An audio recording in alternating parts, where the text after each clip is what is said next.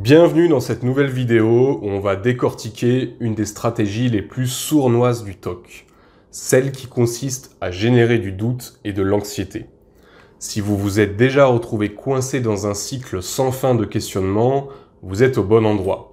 Le TOC, c'est exactement comment exploiter nos peurs nos plus profondes, mais aujourd'hui, on va apprendre à le comprendre pour mieux le déjouer.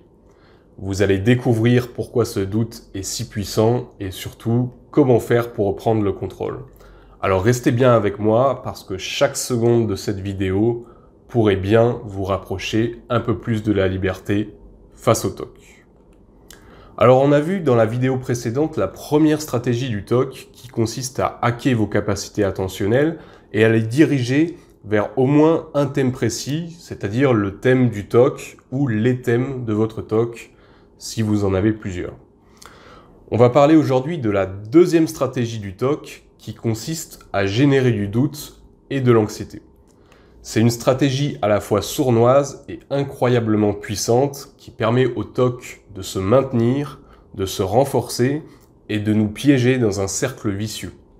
Dans cette vidéo, je vais vous expliquer comment ce mécanisme fonctionne et pourquoi il est tellement efficace pour nous bloquer. Mais surtout, on verra comment comprendre ce processus peut être une première étape pour reprendre le contrôle.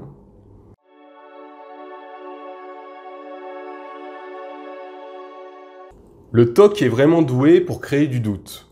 Imaginez que votre cerveau, c'est comme un bureau de poste où on trie les courriers. Normalement, quand une pensée arrive, elle est bien rangée à sa place. Les pensées à ignorer vont dans un coin et les choses importantes à faire tout de suite vont dans un autre.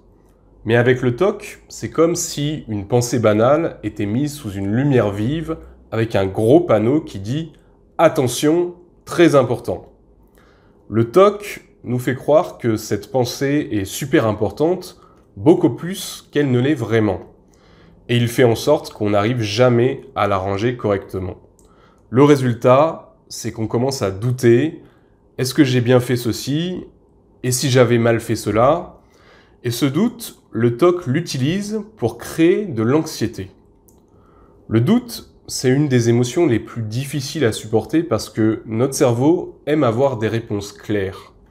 L'incertitude nous met sur nos gardes, comme si une alarme se déclenchait dans notre tête. Le TOC se sert de cette faiblesse en nous faisant croire que chaque pensée est une sorte de menace, quelque chose à régler tout de suite. En réalité, c'est une fausse alerte, mais notre cerveau n'arrive pas à faire la différence. Imaginez que vous avez un gardien de sécurité dans votre tête qui trie vos pensées, un peu comme à l'entrée d'une boîte de nuit. Ce gardien est normalement très bon pour savoir ce qui est important et ce qui ne l'est pas, mais avec le TOC, le gardien commence à paniquer. Il ne sait plus qui doit entrer ou être bloqué, alors il traite chaque pensée comme si c'était une urgence. Et ça crée un embouteillage dans notre tête où chaque pensée demande de l'attention et ça crée une boucle de doute qui ne s'arrête jamais. Le TOC est un maître de l'incertitude. Cette incertitude n'est pas neutre. Elle crée de la peur, de l'anxiété et elle nous pousse à agir pour essayer de trouver une réponse. C'est comme quand on marche dans une rue sombre et qu'on entend un bruit derrière nous.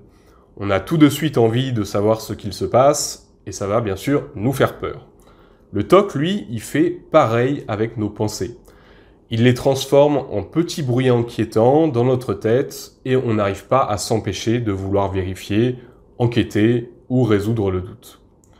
C'est comme si on essayait de constamment regarder derrière nous pour être sûr que tout va bien, mais sans jamais pouvoir en être totalement certain.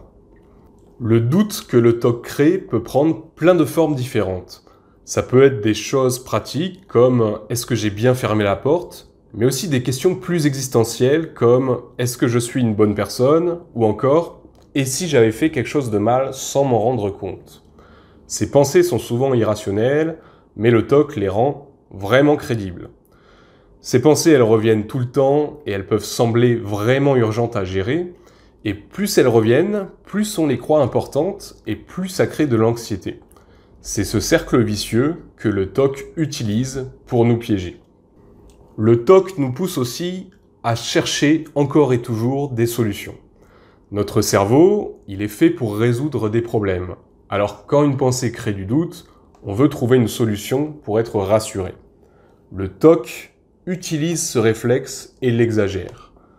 Vous avez une pensée qui vous gêne, le TOC vous convainc que vous devez absolument y répondre, vérifier, comprendre et analyser jusqu'à ce que vous soyez rassuré.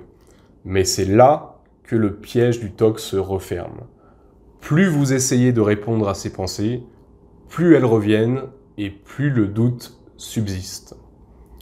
Par exemple, si vous avez une pensée comme « et si j'avais blessé quelqu'un sans m'en rendre compte ?» Eh bien, vous allez naturellement essayer de vous rappeler ce qu'il s'est passé pour vous rassurer. Mais le TOC vous fait douter de vos souvenirs et vous fait croire que vous ne pouvez jamais être sûr à 100%. Ça crée de l'anxiété et pour calmer cette anxiété, vous allez revérifier dans votre tête, repenser à la scène encore et encore. Mais plus vous le faites, plus la pensée semble vraie et plus l'anxiété augmente. Le TOC est aussi malin parce qu'il s'attaque aux choses qui comptent le plus pour nous. Si vous êtes quelqu'un de très honnête, il va créer des doutes sur votre honnêteté. Si vous tenez beaucoup à la sécurité des autres, il va vous faire douter de cette sécurité. Le TOC, en fait, c'est exactement où appuyer pour que ça fasse le plus mal. Ça crée une anxiété difficile à supporter qui pousse à faire des rituels pour essayer de se débarrasser du doute. Mais en fait, en fin de compte, ça ne fait que renforcer le TOC.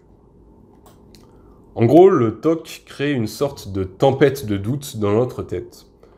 Il prend des pensées normales, les amplifie, les répète et les rend tellement incertaines qu'on n'arrive pas à les ignorer. Cette incertitude crée de l'anxiété et notre cerveau essaye de calmer cette tempête en faisant des choses qui, en réalité, rendent la situation encore pire. Le doute et l'incertitude sont des armes très puissantes du TOC, mais comprendre comment ça marche, c'est la première étape pour reprendre le contrôle.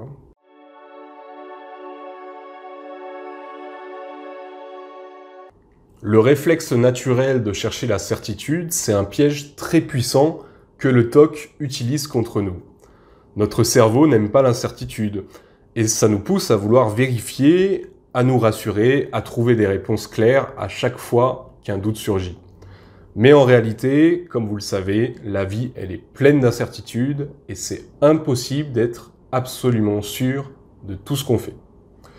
Le TOC nous fait croire que si nous vérifions assez et si nous analysons assez, nous allons enfin trouver la certitude et pouvoir nous détendre. Mais ça, vous l'avez peut-être déjà constaté, c'est complètement faux.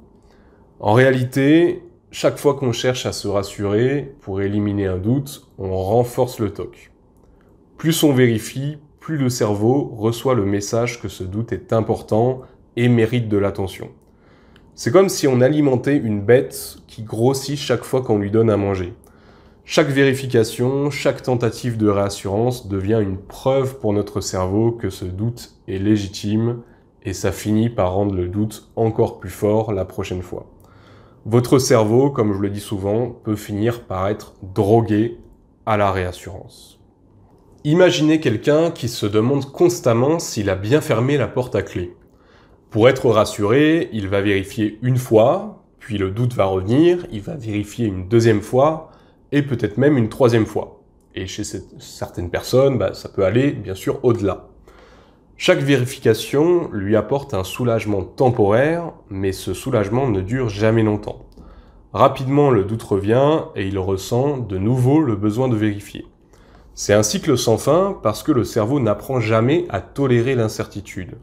Au contraire, il apprend que la seule façon de se sentir mieux, c'est de vérifier encore et encore. Et plus on cherche de la certitude, plus l'incertitude semble insupportable. Pourtant, la vraie solution, et c'est tout un travail, il ne suffit pas de le savoir, mais de mettre les choses en place progressivement, la vraie solution, c'est d'accepter que l'incertitude fait partie de la vie. On ne peut jamais être sûr à 100% de tout, et c'est normal. Accepter ça, c'est apprendre à vivre avec un certain niveau de doute sans chercher à l'éliminer à tout prix. Et ça peut paraître difficile, surtout quand on souffre de TOC, mais c'est en réalité la clé pour affaiblir le TOC. Plus on apprend à tolérer l'incertitude, plus le TOC perd de sa force. Au lieu de vérifier encore et encore, on peut se dire « je ne suis pas totalement sûr » et c'est OK.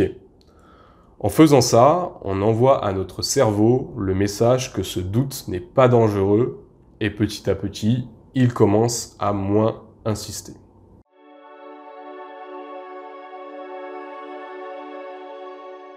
Donc comme on l'a vu, la deuxième stratégie du TOC, c'est de créer du doute et de l'anxiété, ce qui est particulièrement difficile à vivre pour les personnes qui souffrent de TOC.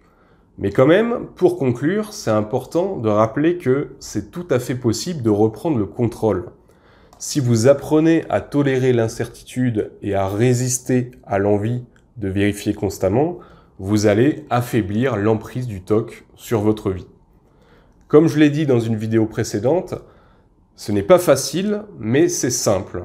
Les principes qui régissent le maintien, le renforcement ou l'allègement du TOC, ils sont simples. Ce qui n'est pas facile, c'est de pratiquer, mais c'est tout à fait possible.